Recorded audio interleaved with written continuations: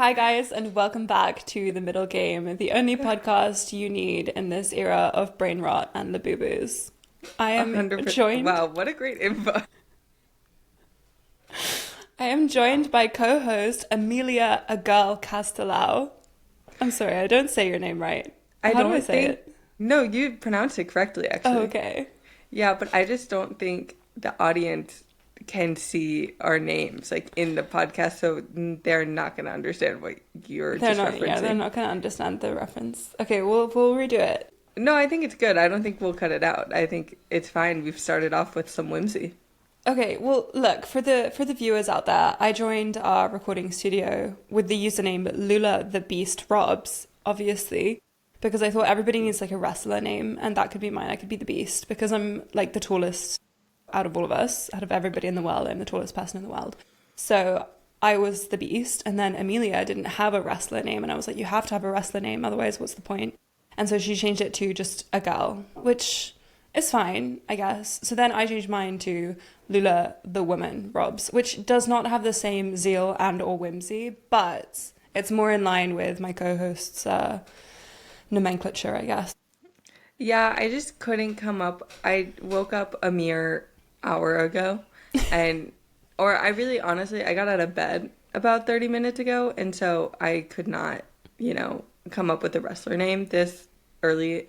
Well, it's really not that early in the morning. It's 10 a.m., but for me I just woke up and so I'm still a little bit tired, but I think that I feel like we have a lot of zest today, this morning, and we're gonna make for a really good podcast. So where have we been, Lula? We haven't made an episode in a few months. Yeah, no, I was really busy checking out Scientology, so like that's Oh, why we were really? away. How is it? Do you like it? No, but actually, I keep getting Scientology TikToks on my For You page, which is such a big problem. They are like all anti Scientology, though, just to be clear. I think it's because I went to see a movie with Tom Cruise in it, and now they know, like, they've tracked me down. Yeah. But yeah, that's why we've been away. Sorry, guys. Won't happen again. I'm actually very cult, like, resistant in general. I've never joined a cult in my life. Same. Really? Yeah, I've never joined one. I mean, I guess like if you does it count if like when I was a kid I went to Catholic school? Kind of, but it wasn't really your fault. That's true. I didn't Yeah. choose where I went to school, so Yeah. So it's fine. You get a free pass. Everyone's first cult gets a free pass anyway, because it's that's like, true. can happen to anybody. I think you need to also like just try it out for a little bit. I don't think that's advice we should be giving. That's actually very true. Anyway, Yeah. so you were doing Scientology.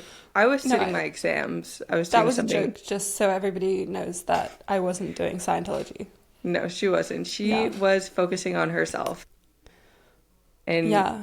studying lulatology. Yeah. In a really narcissistic way. I was coming up with my own cult. Yeah. I think Yeah. you'd be a good cult leader. I almost started a cult at university once. Well, I kind of did, but then we got shut down by the Flat Earth Society, who threatened to raid us, so it was a big deal. Okay. Yeah. It I was think women that's only. that's good. Honestly, I support Yeah. that. Yeah. And there was this one guy who ran the Flat Earth Society, and he was like a misogynist, and he didn't like that it was women's only for my little cult, which actually wasn't a cult, it was a coven. But then the problem was like I didn't really believe in that stuff, which obviously no cult leader believes in what they're, peddling. But I just wanted to make friends with women, and a lot of women do believe in witchy stuff. So I was like, yeah, this is a good vehicle for finding women to be friends with. And then the misogynists came. So They always appear, the misogynists. yeah, that was the end of my cult. Happens. Happens to the best of us, our cults Yeah. or our covens. Yeah. But I feel like maybe we could start a new coven with Mr. Dodgy as our Neo Warlock, because that's something he's dabbling in, I think, is Etsy Warlockism, where he's selling spells online. Yeah, you can make a lot of money as an Etsy witch, especially I, nowadays. yeah, I have personally paid an Etsy witch before. I paid Yes, one when you were sick, Amelia. that Um, is true. did 100% it true, work? actually. Did her spell work? I actually kind of think it did. Like, Really? I don't want to, like, I don't know, because I'm kind of on the fence about witchy stuff, but Hmm. I'm not gonna lie, I felt better the next day, so. Good, I'm glad. I feel like maybe if I'd gone with a more expensive Etsy, which it would have worked even better, but she had a really good sale on Mm-hmm. for her spells, and it also included one free recast, so I had to do it. Yeah, that's important. You gotta get Yeah, a recast if it doesn't work. So, yeah, just in case. yeah. Okay, well, that's definitely my next side hustle, Etsy Witch. Got it. Yeah. What have you been side hustling in the past 6 months? Like the past few months, we have been kind of out of office when it comes to chess. We've been focusing on ourselves. What have you been up to?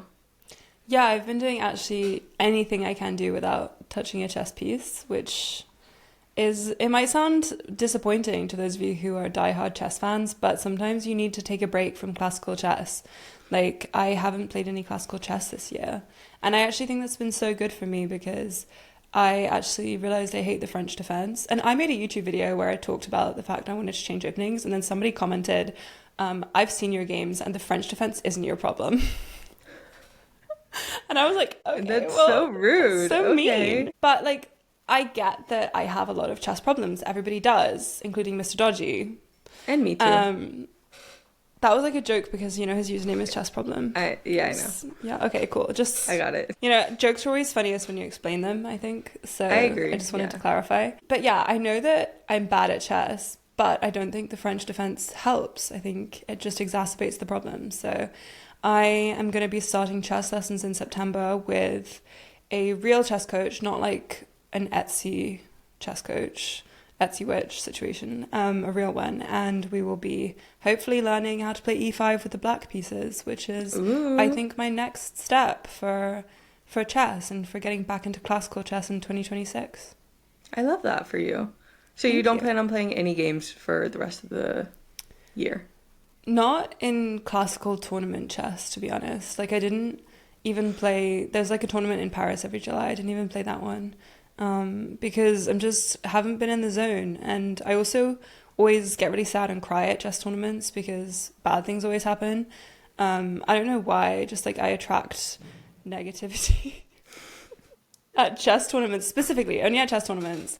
But like either I book a really awful hotel and then I can't sleep, or I have major tech issues, or something happens, or my opponents decide to default against me because they don't like that I'm streaming / whatever.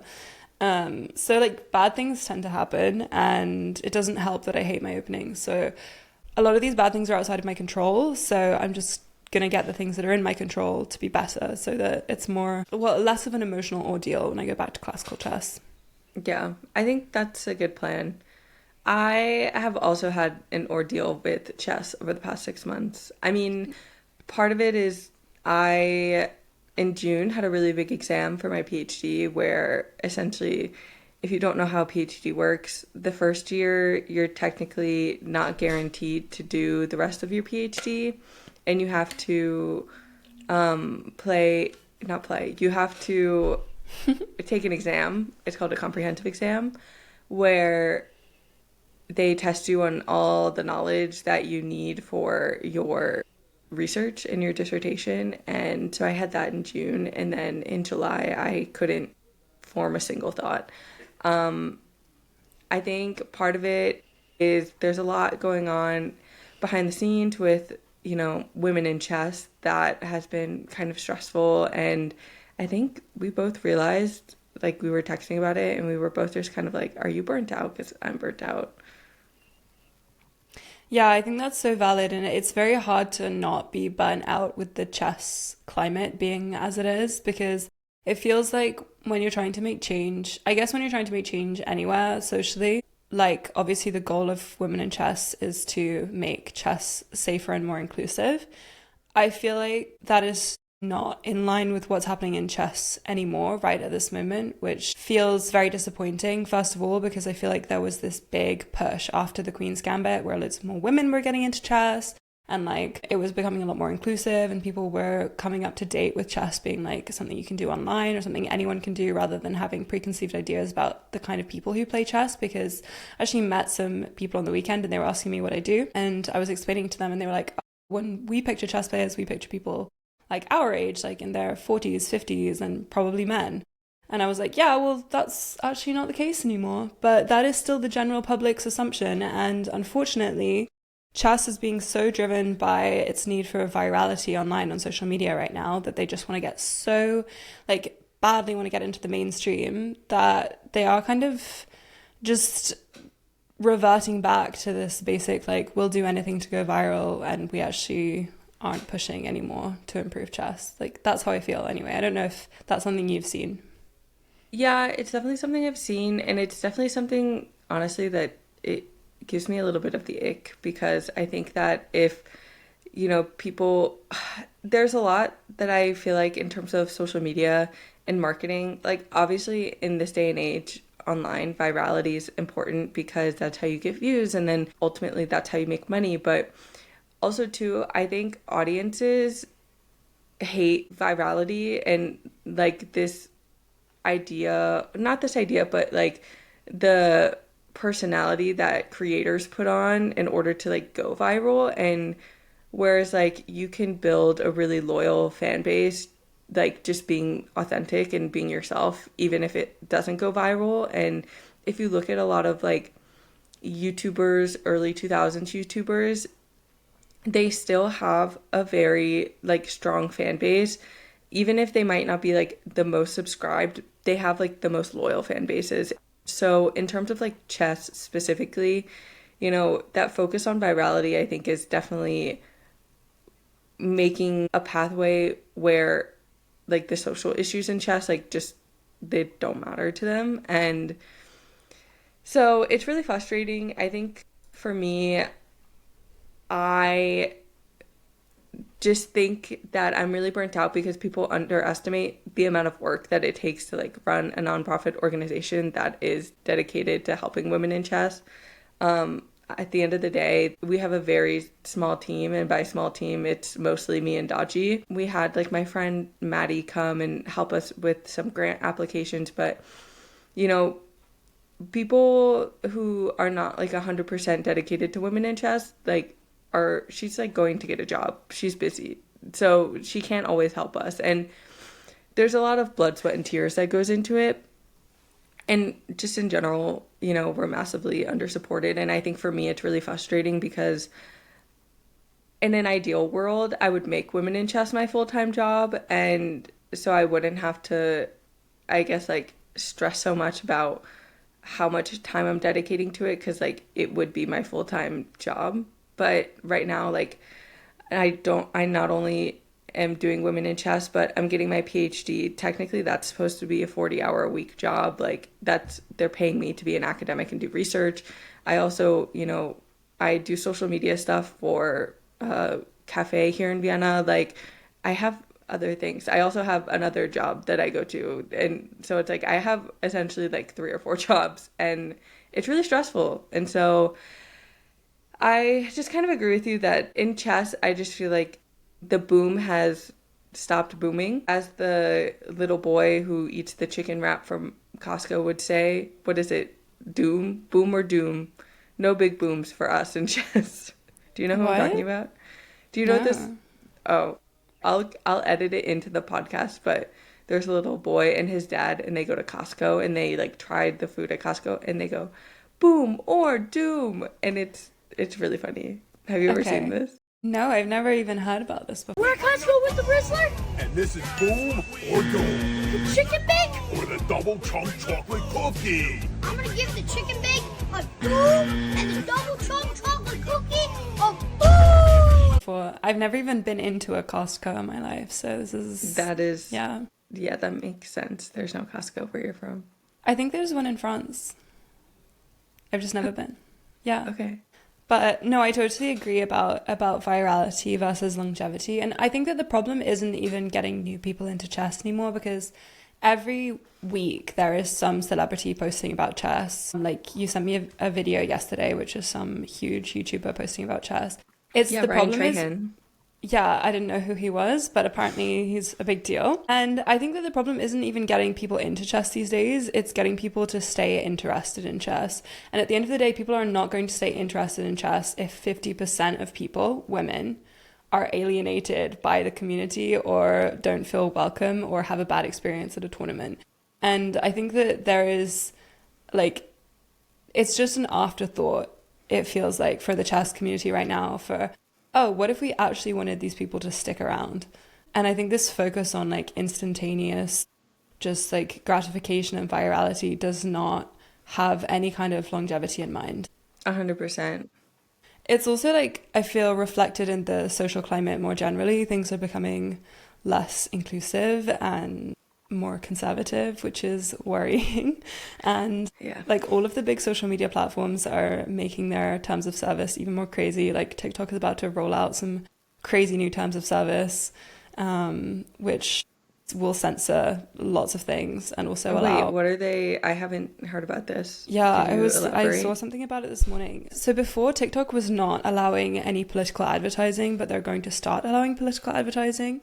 And also it's going to ban content that is like showing people, like, for example, let's say people being taken away by ICE. They're going to ban that because there is an implied violence for, like, if somebody is being arrested and like it seems like it's going to become violent.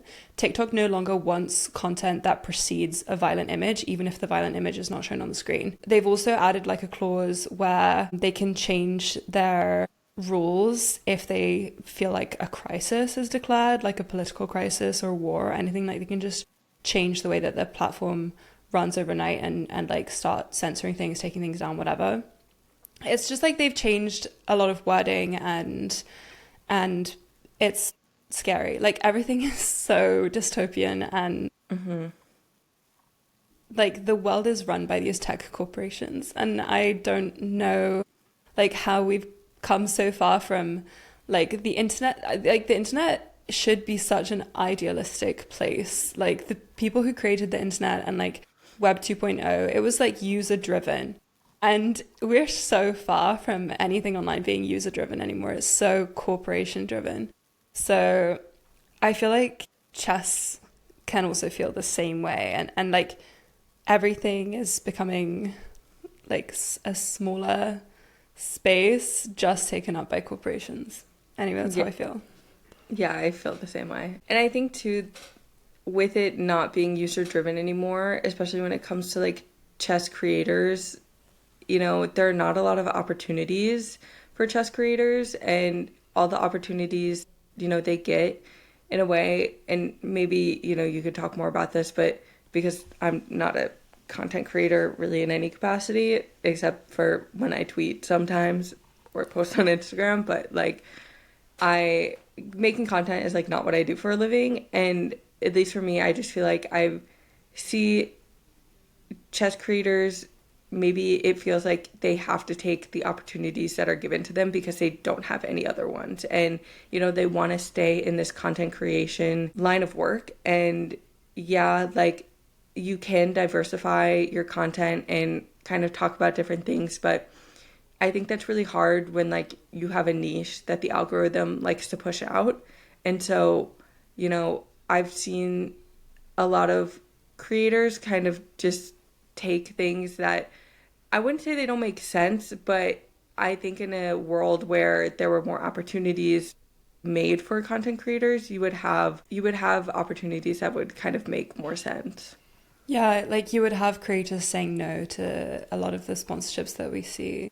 I think this is true. I think that in chess, there are obviously only a very small number of companies who run tournaments or who make products, or, you know, whatever that is chess related is very, very niche. That you do see, like, I obviously can't speak for other content creators, but I don't think it's very common for people in chess to turn things down in terms of working with established chess companies. Obviously, if somebody is like just starting up a company, you're not going to get, I don't know, the biggest influencers to sign with you. But like, for example, influencers going to the Esports World Cup, like, okay, people will go and travel to countries and make content in countries which have suspicious human rights laws, but like, would they do that necessarily if there was an abundance of other choices available to them? I'm not sure. And obviously, like, maybe they would, maybe they don't care, but you like to be able to think that people would make better choices if they were given more opportunities. And I actually just don't blame the creators in this instance. Same. Because, like, you gotta make money to live. Yeah, you do. And it's totally understandable. I mean, if you think about it, like, chess really goes where the money is, and there's not a lot of money in chess, and the money they throw stuff at, it's like, okay, well, you know, that's where the money is. Like, I have to go there. You know, this is what I do for a living. And so I think that it's a really tough choice, and I definitely don't blame the creators either. I think I would really love to see that money in chess just being reinvested elsewhere. I mean, one thing that, and Daji, you might, I don't know if I'm allowed to talk about this, but like I was talking the other day with Daji about how in the freestyle tournament, players in the Players Club who didn't get chosen for a tournament got like 70,000 euros split between them per event, which is like insane. And like, do you know how much money, like what we could do with 70,000 euros in terms of like women in chess? That is, for example, funding our scholars program like 7 times over. Like, it's just so, and that's including an increase in the amount of participation. So increasing the amount of girls that participate and paying their coaches and sponsoring, you know, them when they need help going to a tournament and they can't afford it, you know? So I think there is a lot of money in chess. It's just not being directed in the right way. I remember a few years ago when some people from a chess federation that I'm not going to name reached out to me, and they were like, we want you to come and play a chess tournament in our country. And I was like, absolutely not. Like, it's a country with laws about women that I completely don't believe in. And I just was like, absolutely not, no way. But I think that if you want to get ahead, obviously, sometimes you have to compromise on your ethics, which is probably why I'm not getting ahead, because I don't want to compromise. But I think that's completely fine. Like, I wouldn't blame you.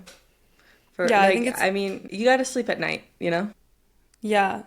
And Yeah. I also think it's a privilege to be able to say no to things. It's also one of the things that I'm trying to say is if you're in a position where you can say no to an opportunity because it doesn't align with your values or for any other reason, then you're obviously in a very privileged situation.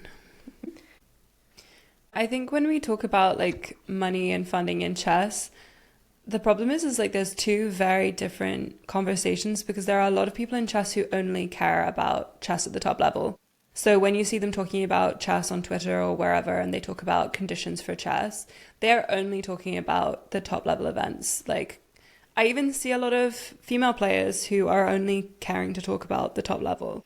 But the thing is like, children aren't going to get to the top level if you're not funding from the ground up, if you're not supporting girls, if you're not supporting kids in general to play, to go to tournaments. So I think there is like a disconnect at one point between some of the top chess players and like the chess ecosystem and community itself, because otherwise you're only going to get very, very, very privileged children whose parents can afford to send them to every tournament and can afford the best coaching to ever reach the top level. And obviously, this seems to be a problem that your economic status would define whether or not you can be successful in chess or not. That feels like so against a game that should be for everybody and a game that has no barriers between like countries or genders or ages or languages. Like, it should be a universal game. But if we're not helping people, like helping beginners, then how are we going to fund and create the next generation of chess players? I think that honestly, that goes a little bit like towards my research that I'm doing for my PhD.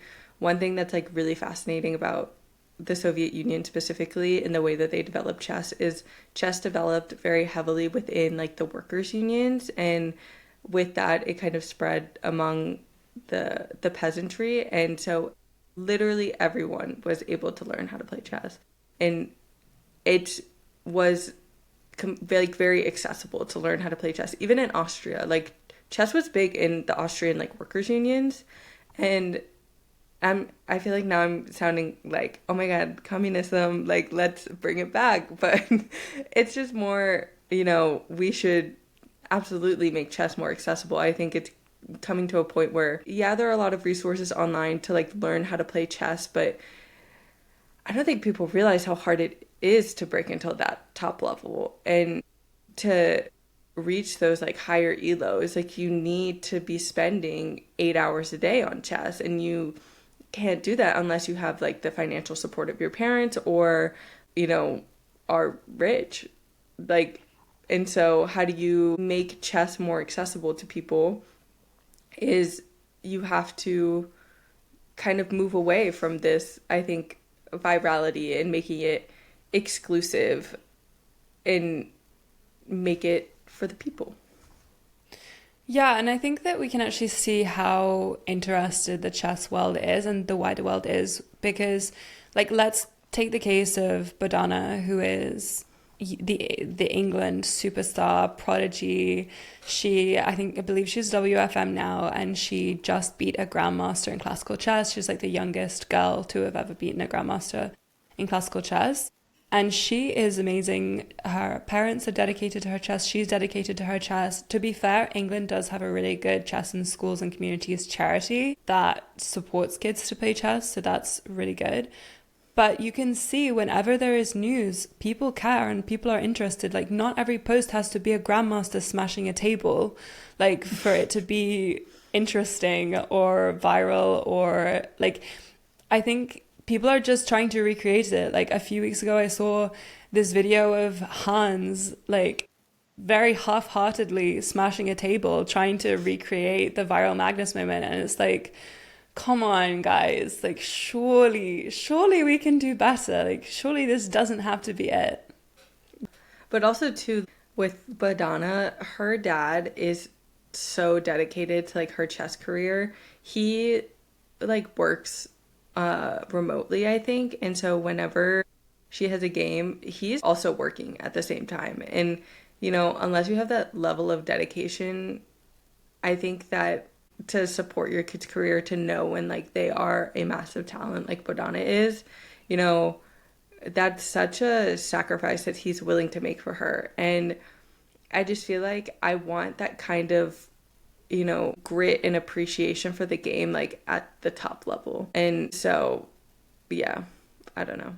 I just think that, at least for me, I'm trying to envision what I want the chess landscape to look like. And obviously for me and the work I do, it's based a lot on, equality and, between men and women in chess, and women getting access to the same types of opportunities that men have, and having the same, level of coaching and attitude, where if we see a young girl who's interested in chess and who's talented, her parents saying, oh, well, let's give her every possible chance to be the best that she can be, which, doesn't happen typically for girls who, have a lot of other social pressures on them to do well in school, to, make friends. They don't get to hyper focus on chess as much as, boys get to. And so, but I think hopefully in the long term, if maybe I should be a bit more optimistic, I just hope also that the corporations in chess see that there's more to the game than virality, that there are other top levels, like not top level, but there are other top players as well that are really interesting, who, yeah, may not be as high rated as, Hikaru and Magnus and Fabi, but like that are just as interesting, just as talented as chess. And, we don't have to stay within, the top 10 players.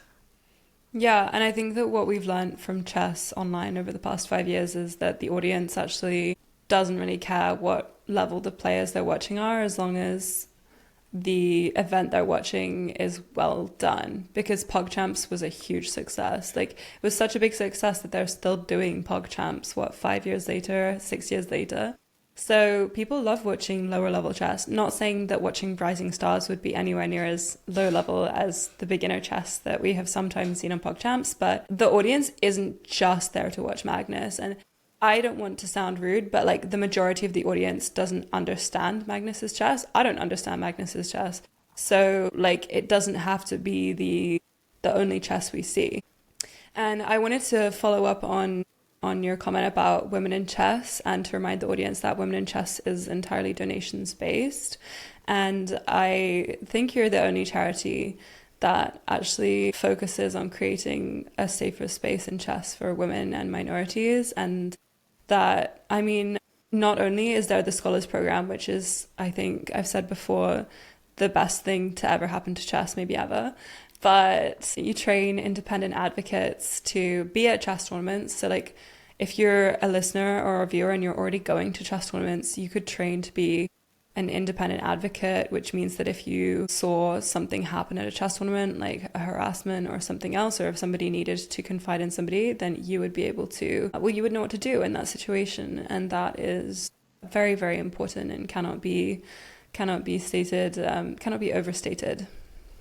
Thanks. I appreciate that. Thanks for the plug. Yeah, we are fully donation based. So if you want to make a donation, you can go to our website, www.womeninchess.com, and click on our donate button, or just get involved any other way. Send me an email. We love help. Just let me know. Yeah, not everything has to be money either. Like time and Yeah. care is equally important for running charities. Absolutely. Absolutely. Lula, what do you want the chess landscape to look like? How do you see chess in 5 years? The chess landscape in 5 years, I would like there to be lots of flowers and everyone's holding hands, and also all the tournaments are free and you get an emotional support bunny rabbit during your game to pet. I like that. Yeah. No, it's hard to say because I don't know what's realistic. I think that, like I said, I think that the chess ecosystem, the chess social climate is reflective of the wider social ecosystem. And right now things are not looking so good. And the world is a very volatile and scary place sometimes. Now is one of those times. So I think that I'm not like a trend forecaster for like how things are going to go socially.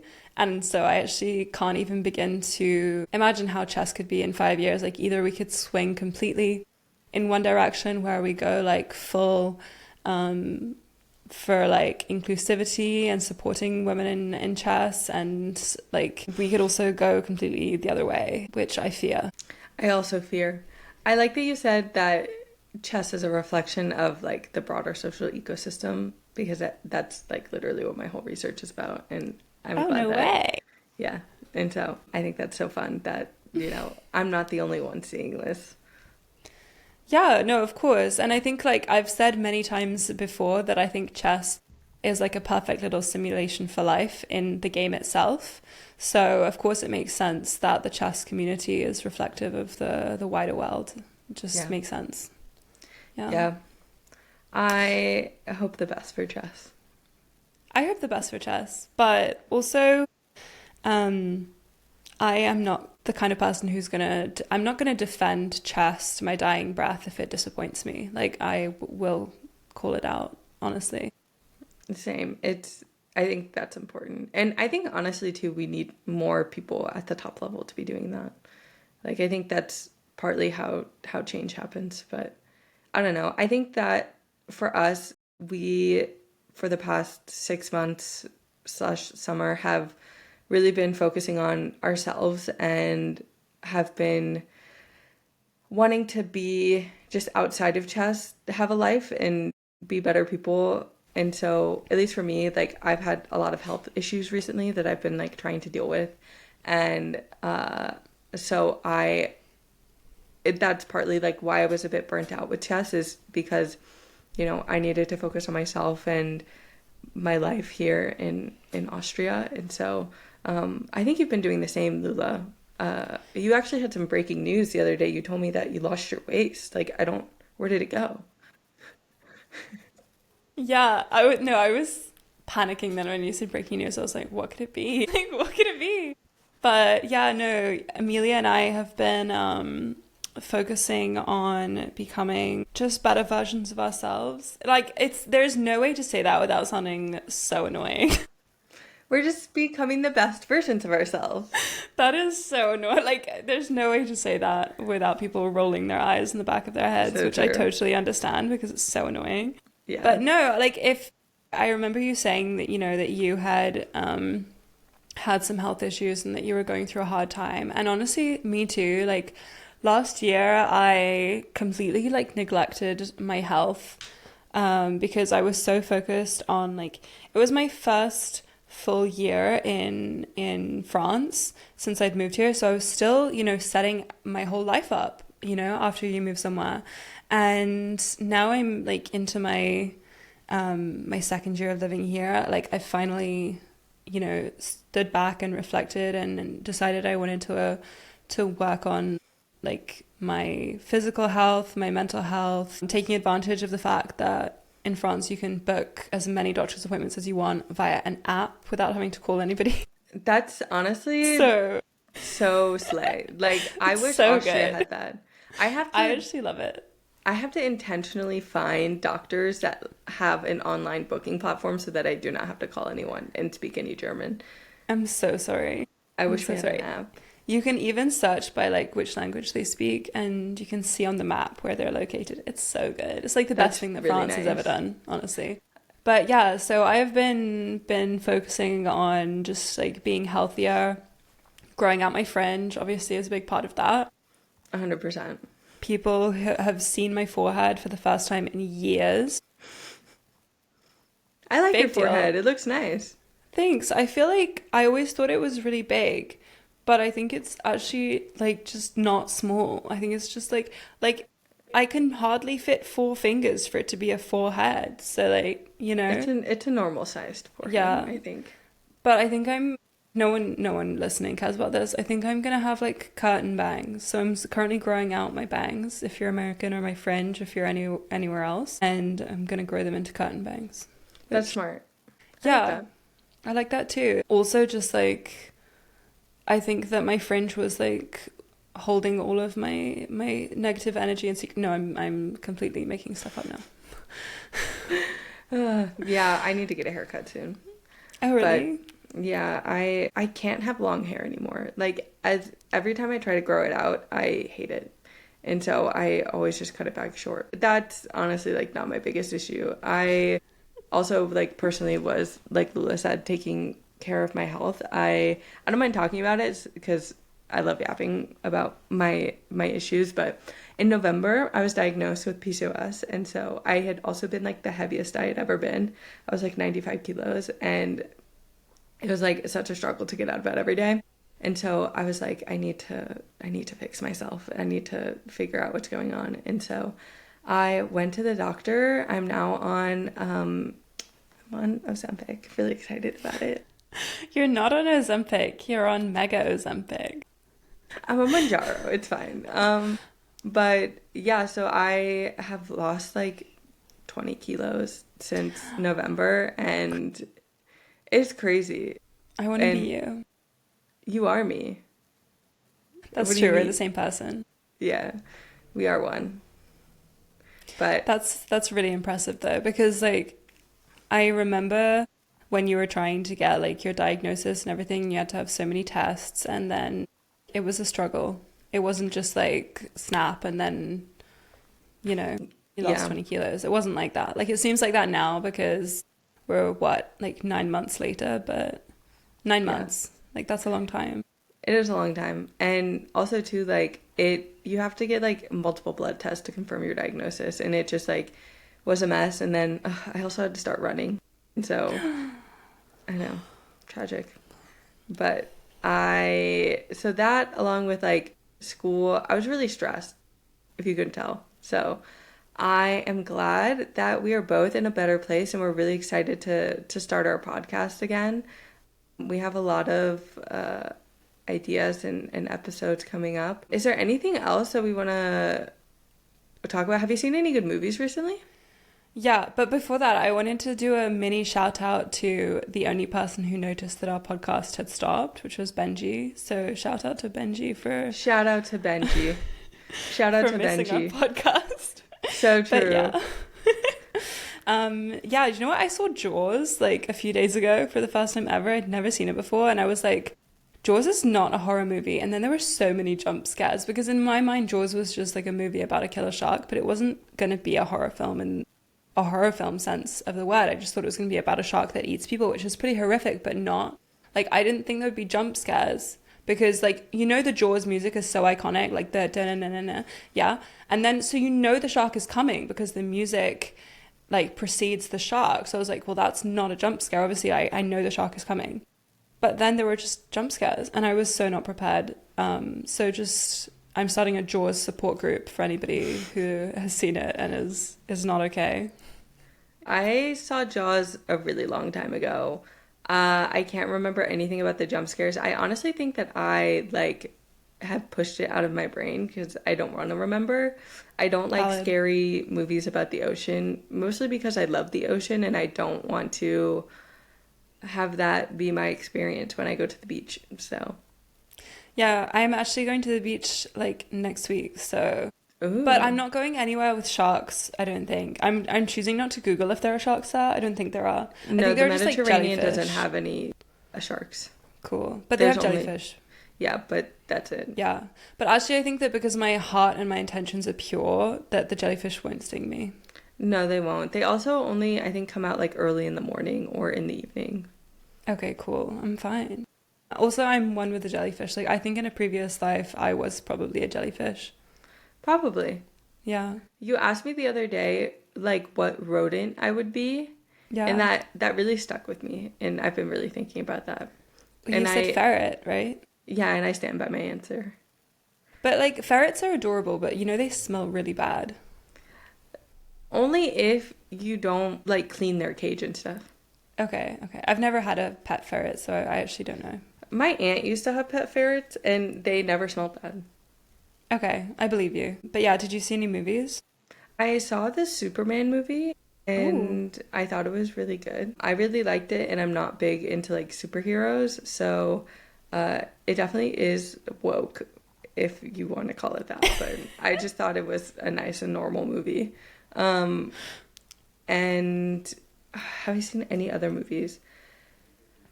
I watched My Oxford Year. No. Yeah, No? I watched that. It was mid. It was really mid. After a few weeks of reflecting on it, it actually was really bad, and I don't like the girl's acting. She is one of those people, kind of like Keira Knightley, but I don't know how Keira Knightley does it, because she does it really well, but she, like, acts with her mouth. Yeah, I know exactly what you're saying. Like, And with so- her teeth and with her mouth, yeah. And Like, so yeah. I didn't like it. But I like the idea as a girly who was rejected from Oxford. It was nice to kind of live in the fantasy, you know? I was also rejected from Oxford, but it's like one of the best things that ever happened to me, because if I hadn't been rejected and cried in my interview and felt shunned and unwelcome, then I wouldn't have gone to the university I went to, where I met my boyfriend from university, who taught me how to play chess. And I'm even still friends with him now. We haven't been together for a very long time, but he changed my life because he taught me how to play chess, and that now impacts literally everything I do every day. That's crazy. It's crazy how, like, the world works and you can pinpoint one point in your life that really changed your life. So true. Like, me crying at Oxford comes to me like making a wrestler name on my podcast with you, like 8 years later. Crazy. That is crazy. We never would have been friends if you had gone to Oxford. Yeah, we never would have been friends. And I would never have my orange slice tattoo that matches your orange slice tattoo. That would be so sad. True, that would be really sad. Yeah. And we would never have met Mr. Dodgy. That's so true. We never Maybe would that have. would have been okay. No, I'm kidding. It was a joke. I'm sorry. I don't think it was a joke. No, it was a joke. It was a joke. For those of you who don't know, whenever we record these podcasts, Mr. Dodgy is just silently sitting here listening to us. Yeah, he's our producer. Like, actually, Mr. Dodgy is in our podcast studio, and he just silently listens, and then if we say anything really dumb, he messages in the chat and he's like, you have to cut that out. Yeah. Yeah. But I think, honestly, this has been a good first episode back. I'm really excited to be back. We are going to try to podcast every week, which I think is going to be, but for now, we are not going to podcast every week. We're going to do our best to podcast every week as soon as I get back from Greece. Yes. Yes. So for right now, you're getting a podcast every other week. Yeah. But that's fine, because I think if people had us every week, they would overdose and they wouldn't be able to cope. I agree. I think they would be too eager. So yeah. It'd be too much content almost. we have to tame the masses. We're going to cut that out. Yeah, I think we will. Okay. Well, thank you guys for listening. If you got this far, you probably deserve a medal and a little snack. That's what I'm going to go and do. Me too. We will see you in the next episode. So make sure you're subscribed. Make sure you comment, I love Mr. Dodgy and Emilia, and I'm going to give lots of money to women in chess. And yeah, that's all for now. Thank you so much. See you guys later. Bye, guys. Bye, guys.